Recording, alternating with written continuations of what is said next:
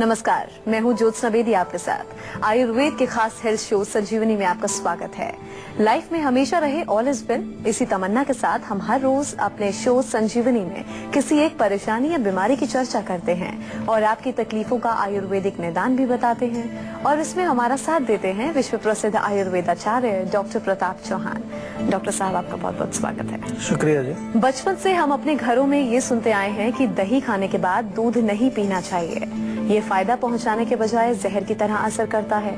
और इसी तरह दूध पीने के तुरंत बाद मछली खाना भी नुकसानदेह हो सकता है। ये बात पूरी तरह से आयुर्वेद पर आधारित भी है। संजीवनी के आज के एपिसोड में हम डॉक्टर चौहान से जानेंगे कि दूध या मिल्क प्रोडक्ट्स लेने के बाद क्या खाना खतरनाक साबित हो सकता है। और इसके साथ ही संजीवनी टिप्स में हम जानेंगे ब्लड में हीमोग्लोबिन कैसे आप बढ़ा सकते हैं। लेकिन आइए उससे पहले जान लेते हैं दूध और दूध से बने प्रोडक्ट्स लेने के बाद क्या खाना सेहत के लिए नुकसानदायक हो सकता है।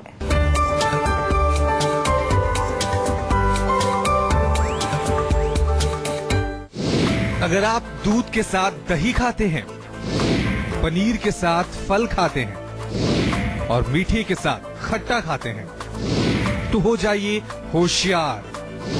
जानिए किसके साथ क्या खाएं, क्या ना खाएं। तो डॉक्टर साहब, सबसे पहले यही बताइए कि दूध और दूध से बने जो प्रोडक्ट्स होते हैं, अगर हम उनका सेवन करते हैं तो हमें किन बातों का ख्याल रखना चाहिए ताकि हमें नुकसान बिल्कुल ना हो। जी, देखिए सबसे पहले तो हमें ये ध्यान रखना है कि जो दूध आप लेते हैं या दूध से बने प्रोडक्ट्स हैं वो वास्तव में वो ओरिजिनल है कि नहीं। आजकल बहुत कुछ चल रहा है गड़बड़, क्योंकि फिर ब्लेम कहाँ पर आता है कि कुछ खाने से अगर प्रॉब्लम होती है तो फिर ब्लेम आता है कि दूध खराब, दूध नहीं पीना चाहिए। ऐसी डिबेट चल रही है। मैं दुनिया में काफी देशों में जाता हूँ, वहाँ पर भी लोग कहते हैं कि milk is not good for our health. लेकिन प्रॉब्लम मिल्क में नहीं है। आयुर्वेद में अगर आप देखें तो मिल्क और मिल्क प्रोडक्ट्स की काफी अच्छा डिस्क्रिप्शन दिया है और क्या उसमें गुण होते हैं, क्या उसका जो है कौन से दोष को बढ़ाता है, किसको कम करता है, सब उसका डिस्क्रिप्शन है। लेकिन आज प्रॉब्लम क्या आ गई कि जो दूध है वो दूध शुद्ध नहीं है हमारे पास। तो दूध का सोर्स पता नहीं क्या है, किस तरह से बनाया जा रहा है।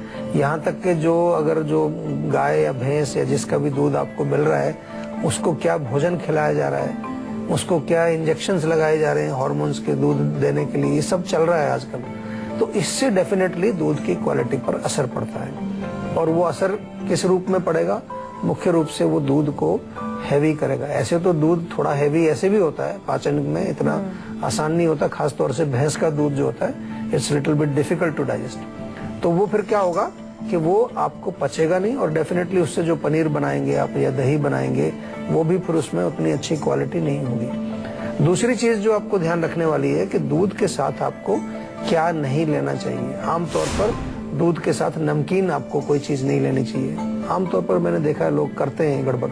दूध के साथ कुछ खट्टी चीज नहीं लेनी चाहिए, खट्टी यानी कि एसिडिक चीज कुछ नहीं लेनी चाहिए, क्योंकि ये विरुद्ध हो जाता है। दूध के साथ नॉनवेज नहीं लेना चाहिए, दूध के साथ फिश नहीं लेना चाहिए। बिल्कुल, आजकल डॉक्टर साहब ये देखा भी है, लोग सुबह जब नाश्ते में पराठा खाते हैं उसके साथ दूध ले लेते हैं, दूध के साथ स्नैक्स ले लेते हैं। तो ये सेहत के लिहाज से कितना नुकसानदेह है? बिल्कुल, देखिए आयुर्वेद में इसको विरुद्ध आहार कहा गया है। यानी कि दो चीजों को जब आप मिला करके खाते हैं उनकी कॉम्पेटिबिलिटी होनी चाहिए आपस में, एक दूसरे से वो सहमति उनकी अगर नहीं है तो अंदर जाकर के वो उनकी लड़ाई हो गई, एक तरह से समझ लीजिए। और वहां जाकर के वो क्या करेंगे, पचने में उसको मुश्किल हो, उसको पचाने में मुश्किल होगी। और जब पचेगा नहीं तो आम बनेगा। आम के बारे में हम बहुत बार बात करते हैं आपसे कि एक ऐसा विषैला तत्व है जो अनडाइजेस्टेड फूड से बनता है और ये आम जो है ये अनेक रोगों का कारण बनता है। तो इस प्रकार से यदि हम ये छोटा सा रूल फॉलो ना करें, क्योंकि टेस्ट उसमें बहुत अच्छा आ रहा है, आपको टेस्ट पर मत जाइए। टेस्ट जो होता है वो केवल जीभ के लिए है, लेकिन उसके बाद लिवर है, हमारा डाइजेस्टिव सिस्टम है, हमारी जठराग्नि है, हमारे अनेक प्रकार के जो और सिस्टम्स हैं उनके लिए आपको जरूर सोचना है। बेचारे वो भी तो काम कर रहे हैं ना आपके लिए दिन रात। लिवर कितना काम करता है उसको कोई सोचता नहीं है। जीभ ने जो कहा वही खा लिया बस अंदर। तो थोड़ी कृपा लिवर के ऊपर भी करो, थोड़ी जो अपने डाइजेस्टिव सिस्टम पर भी कृपा करनी चाहिए। अगर आपको वास्तव में ही आप अच्छे नेक इंसान हैं तो कम से कम इतना भला जरूर करना चाहिए कि जो चीज उनको नुकसान पहुंचाती है, जो उनको जो है खराब करती है, उसका सेवन ना करें। डेफिनेटली टेस्ट भी चाहिए हमें और स्वास्थ्य भी चाहिए। लेकिन डॉक्टर साहब दूध के साथ फ्रूट्स की तो कंपैटिबिलिटी है जी। वो तो शरीर के लिए अच्छा ही माना जाता है। देखिए अगेन प्रॉब्लम क्या होती है कि एक तो खट्टे फ्रूट्स नहीं चलते हैं, दूध के साथ खट्टा फ्रूट नहीं चलेगा, वो गलत हो जाएगा। मीठे फ्रूट्स चल सकते हैं, लेकिन अगेन प्रॉब्लम क्या आएगी कि दूध इटसेल्फ इज क्वाइट हैवी, और फिर उसके साथ आपने मान लो केला या कुछ ऐसी हैवी चीज कुछ ली, या शेक बना दिया आपने, मिल्क शेक बना दिया, फिर उसमें बर्फ भी डाल दी ऊपर से, फिर थोड़ी चीनी भी डाल देते हैं लोग उसमें, तो इट बिकम्स वेरी हैवी। सारी की सारी चीजें आपकी हैवी होगी।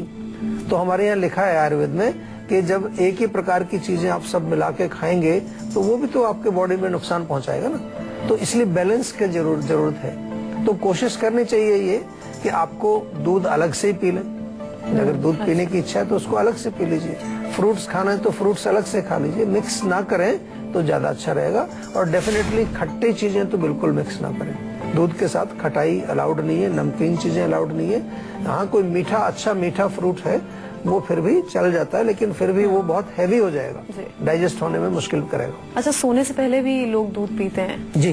तो सोने ये से क्या पहले नुकसानदेह है या फिर ठीक है? सोने से पहले दूध पीना अच्छी चीज है। सोने से पहले अगर आप दूध पीते हैं, क्योंकि दूध में थोड़ा सा, जैसे मैंने कहा, थोड़ा कफ को वृद्धि करता है। कफ यानी कि आपकी बॉडी में थोड़ा भारीपन पैदा करेगा, तो उससे नींद अच्छी आएगी। कोई चीज आपने देखा होगा, कई बार कुछ अगर ज्यादा हैवी चीज खा लेते हैं तो खाने के बाद आपको थोड़ा सुस्ती आती है, नींद आती है। इस प्रकार से अगर रात को सोने से पहले गर्म दूध पिए आप तो नींद अच्छी आएगी। नंबर 2, आपके जो है मस्तिष्क को शांत करता है। आपका माइंड, अगर कोई टेंशन वेंशन आपको चल रही है, माइंड को रिलैक्स करेगा, क्योंकि उसमें थोड़ा सा स्नेह अंश भी है, चिकनाहट उसमें होती है, बात को शांत करता है। और एक चीज और इससे फायदा मिलेगा आपको कि मॉर्निंग में आपका पेट साफ करता है, लेग्जेटिव का काम भी करता है। हाँ डॉक्टर साहब, ये चीज नोटिस की गई है, मतलब मैंने खुद इस चीज को फील किया है कि अगर बहुत ज्यादा थकी हुई हूँ मैं, रात को अगर गर्म दूध पी रही हूँ तो थकावट उतर जाती है, नींद अच्छी आती है। और इसके साथ आप उसमें चाहें तो थोड़ा सा दालचीनी डाल लीजिए, थोड़ा सा हल्दी डाल लीजिए, थोड़ी इलायची एक डाल दीजिए, तो टेस्ट भी अच्छा हो जाएगा। अच्छा, कई लोग ठंडा दूध पीते हैं रात को। अब जैसे ठंडा दूध जो है, अगेन वही प्रॉब्लम वही है कि दूध इज डिफिकल्ट टू डाइजेस्ट, और ठंडी कोई भी चीज है वो और ज्यादा मुश्किल होती है पाचन करने में। तो ठंडा दूध आप पियेंगे तो क्या होगा, वो पचने में बहुत मुश्किल करेगा, और जो हमें उसका फायदा चाहिए था वो फायदे की बजाय उसका नुकसान हो जाएगा। इसलिए अगर गर्मी के मौसम में भी अगर आपको दूध पीना है तो पहले उसको उबाल लीजिए अच्छी तरह से, फिर उसको थोड़ा सा ठंडा करने के लिए रख दीजिए। मतलब फ्रिज में मत रखो, बाहर रखो, और वो हल्का सा जब हल्का कोसा हो या बिल्कुल रूम टेम्परेचर पर हो तब उसको पी लीजिए, कोई नुकसान नहीं उसका। अच्छा डॉक्टर साहब, अक्सर लोग, मतलब जो लोग सर्जरी करवाते हैं, जिनकी सर्जरी होती है, वो लोग कहते हैं कि सर्जरी के तुरंत बाद दूध नहीं पीना चाहिए, स्टिचेस जो है वो सूखते नहीं है। देखिए उसमें क्या होता है कि जब आपने सर्जरी कराई तो बॉडी में वीकनेस है, अग्नि आपकी वीक है, पाचन कमजोर है, तो लाइट डाइट देते हैं, तो इसलिए मना किया जाता है कि दूध नहीं पीना चाहिए, क्योंकि हैवी होता है वो। अच्छा। हालांकि अगर आप पीना चाहें दूध तो उसको मलाई वगैरह उतार के, या जो आजकल जो स्किम्ड मिल्क मिलता है, जो जिसमें फैट नहीं होता है, वो दूध पिया जा सकता है, क्योंकि दूध में काफी न्यूट्रिशन होता है और दूध काफी ताकतवर चीज है, काफी सारा पोषण उसमें होता है, तो वो पी सकते हैं। लेकिन जहाँ तक जो है कि जो आपने सुनी है बात के नहीं पीना चाहिए, उसका कारण ये है कि वो थोड़ा डिफिकल्ट टू डाइजेस्ट होता है, that is only reason. Gurgaon से निधि जुड़ी हैं जी, आप पूछिए, क्या पूछना चाहती हैं? मेरी सिस्टर है, वो 22 इयर्स है उसकी एज, और उसकी हाइट बहुत कम है, मीन्स 5 इंच है। अच्छा, तो 5 इंच या 5 फीट? Sorry 5 feet. हाँ जी। तो ना उसकी मतलब शादी में भी बहुत प्रॉब्लम आ रही है, तो ऐसा कुछ हो सकता है मे बी शायद उसका थोड़ा बहुत फर्क हो जाए या फिर हाइट थोड़ी बढ़ जाए। देखिए पहली बात तो शादी से तो हाइट का ज्यादा कनेक्शन नहीं होना चाहिए, आदमी में गुण अच्छे होने चाहिए। बहुत सारे ऐसे मैंने जैसे छोटे लोगों को जानता हूँ जिनके अंदर बहुत अच्छी स्किल्स हैं, बहुत अच्छी क्वालिटीज हैं, तो कम से कम अभी क्योंकि हाइट उनकी कम है तो ऐसा उनके दिमाग में एक ये मत डाल दो नेगेटिव चीज, क्योंकि उससे और बीमारियां शुरू हो जाएंगी। और जहाँ तक क्योंकि एज आपने बताई है 22 इयर्स की हो गई है वो, तो मुझे नहीं लगता कि अभी हाइट बढ़ने की उनकी उम्र है।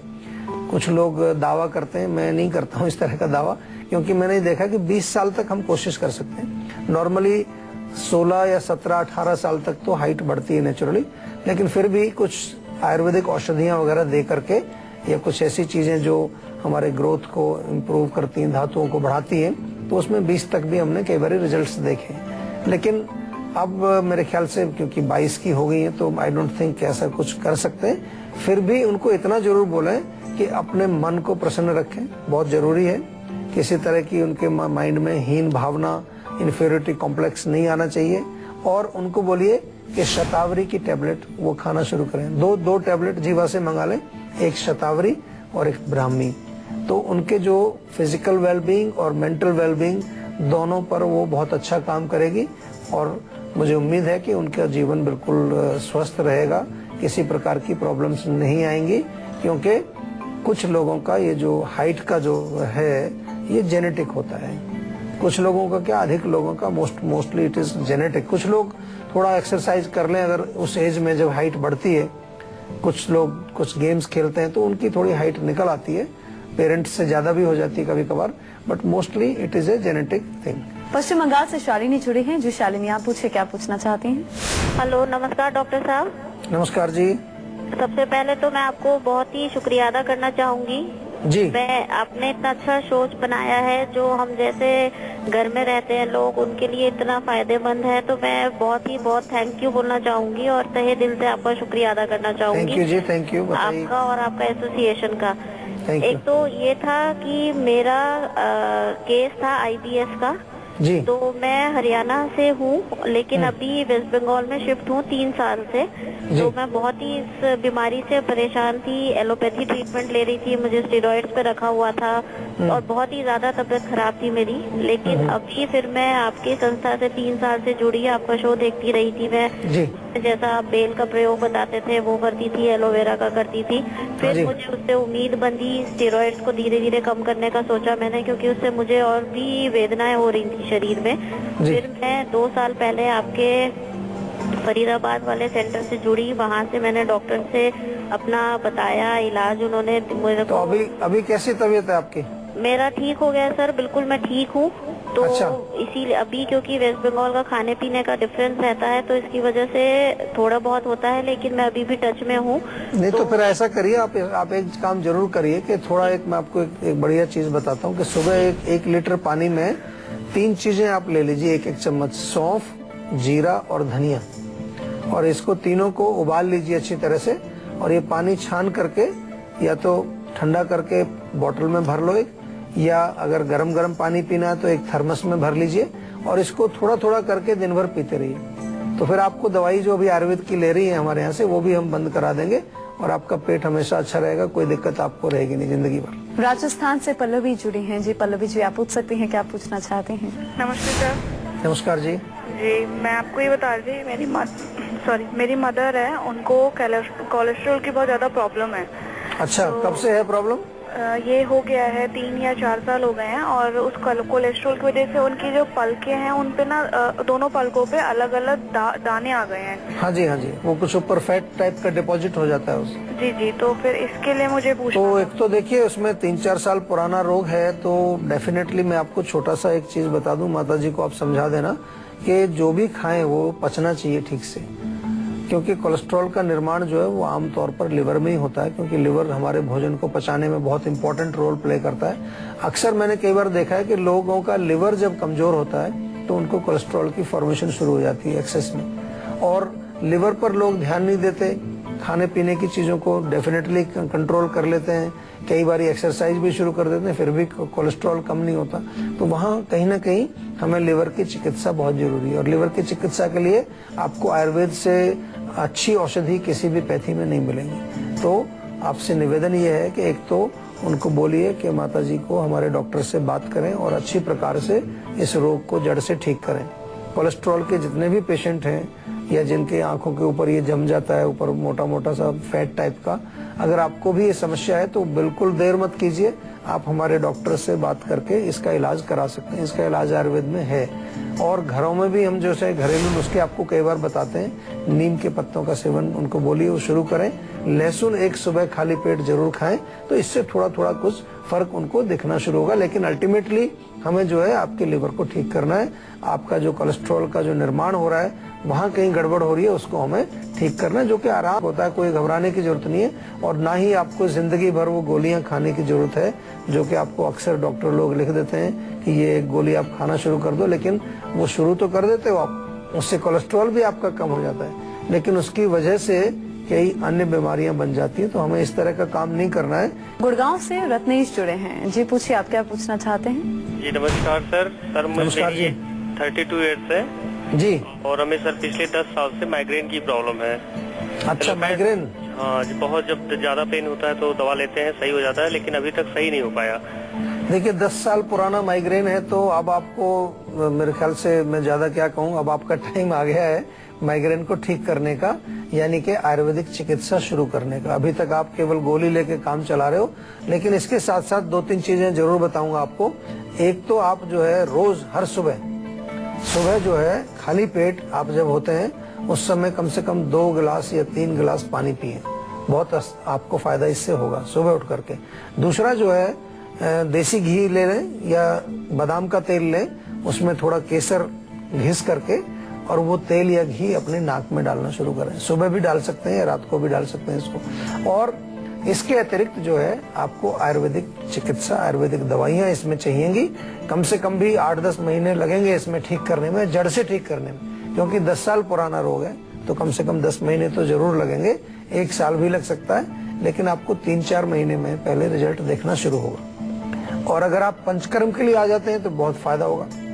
पंचकर्म चिकित्सा अगर कराएंगे तो बॉडी में जो भी दोष बढ़े हुए हैं उनको हम शरीर से बाहर निकालते हैं पंचकर्म के माध्यम से।